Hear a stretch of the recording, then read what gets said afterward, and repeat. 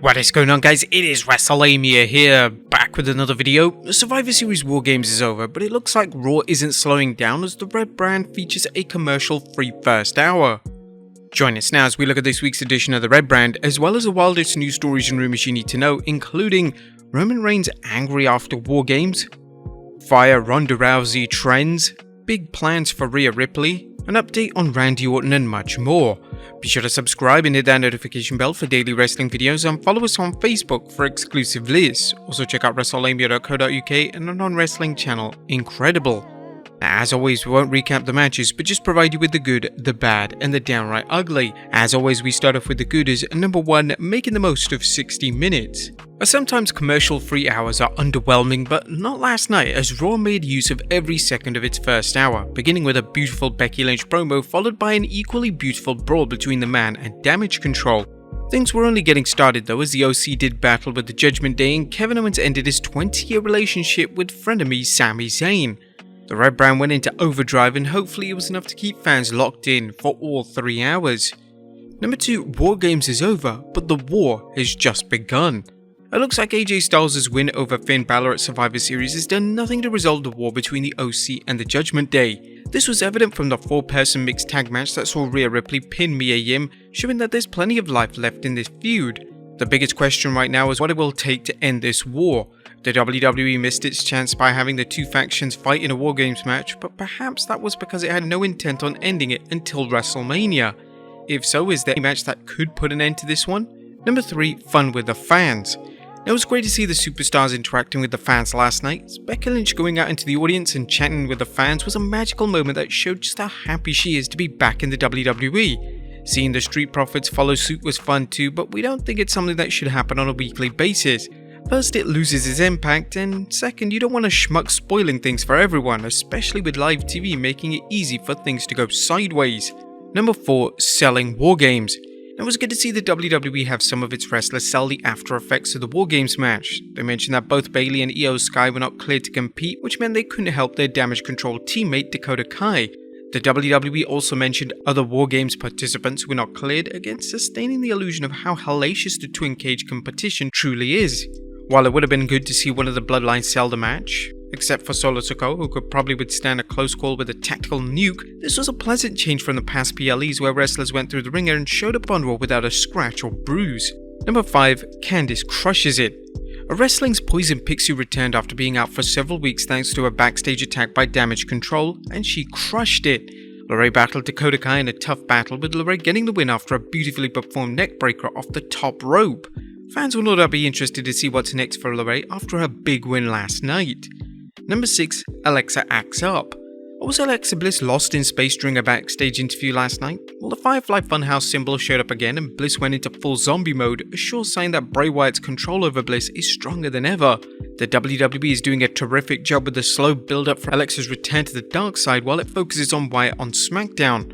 Unlike the Dexter Lumis Miz storyline that took up so much time without advancing, this one shows the WWE understands how to build up a story by making it subplot in the grand scheme of things. Number 7, the Street Profits are back. Last night's Raw also featured a return of the Street Profits, a tag team whose future remains unknown in light of the rumors of Montez Ford going off into solo action.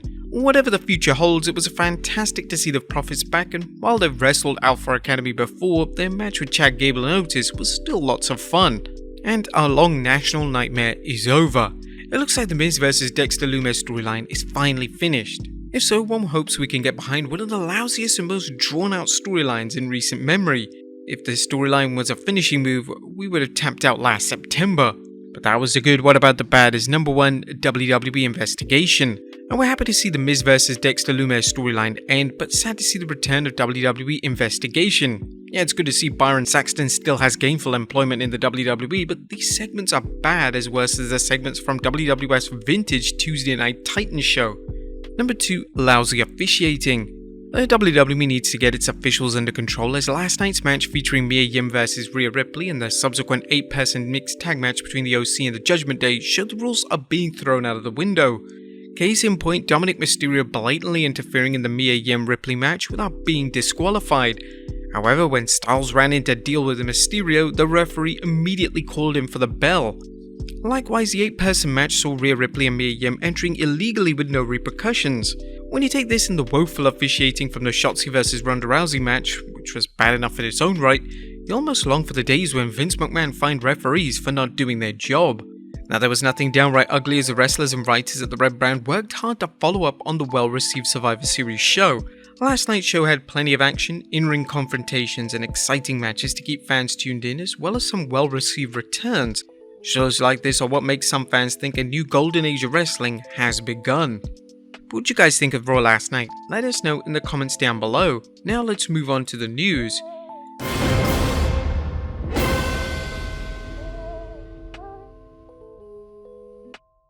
Now, first story looks at Roman Reigns angry after Wargames. Is Roman Reigns angry over something that happened during Wargames? Well, more to the point, is he angry with Kevin Owens, one of his opponents at Survivor Series? Well, that's a report coming in from Fightful Select, which states Roman Reigns was visibly upset after the Survivor Series main event, specifically about a spot within the match. It was rumoured among those that we spoke with that Roman Reigns took exception to what he perceived as an unplanned spot between him and Kevin Owens.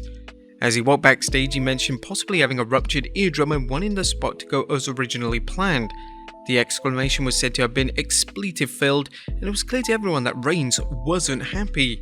There were rumours that the tribal chief complained about a ruptured eardrum, but there were no reports of any physical alteration, but Reigns was reportedly irate. As we noted recently, the current belief is that Kevin Owens will wrestle Roman at the Royal Rumble, and then Reigns will wrestle Sami Zayn at Elimination Chamber. According to Dave Meltzer, the WWE has no plans to change things due to Roman being upset. At this point, and probably going forward, everything has been planned for Kevin Owens, and Sami Zayn is going on exactly as planned.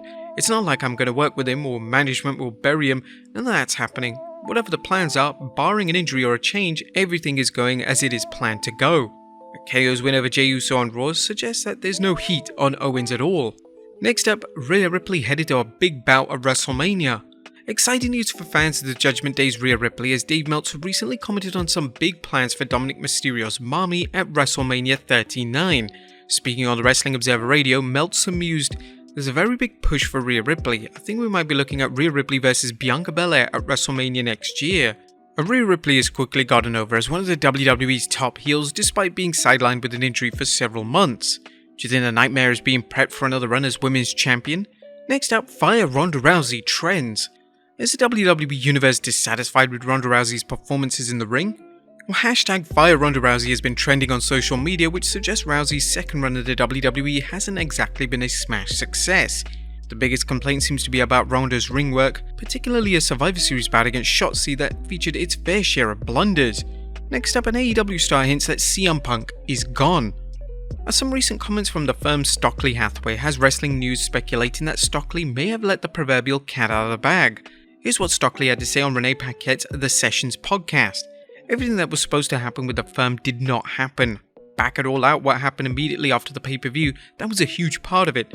The person we were supposed to directly feud with is no longer in the company. Of course, Stockley was referring to Punk, but it's unknown if he misspoke or if he's privy to some information that hasn't gone public. Next up, more William Regal rumours. Is William Regal staying in AEW or going back to WWE? While the Wrestling Observer's Dave Meltzer continues to waffle on what just might happen. You may recall Dave noted Regal only signed a one-year contract, which presumably meant he could leave AEW soon. However, Meltzer issued a correction the next day stating that Regal signed a 3-year deal. But now he seems to think Regal could somehow end up back in WWE. Speaking on the Wrestling Observer Radio, Meltzer stated that something is going on with Regal and Regal could return if Tony Khan releases him from his contract. At this point, we think fans should put Regal's WWE return in the same category as Sasha Banks' WWE return, i.e. take a wait-and-see attitude. And finally, a quick Randy Orton update. Last but not least, time for a quick Randy Orton update as Randy's dad, Cowboy Bob Orton Jr. updated fans at a recent virtual autograph signing for KNS WrestleFest, as Ringside News is reporting that the WWE Hall of Famer had this brief message about his son's recovery from the recent back injury. He's coming along. I see him maybe once a week or so, but he's coming along. He'll be back in there before you know it. Now we can't wait for the Viper's return, and like all of Randy's fans, we wish him a fast and full recovery. But there you have it folks, the wildest news stories and rumors you need to know. Be sure to leave your comments down below, and I'll see you next time with some more wrestling content.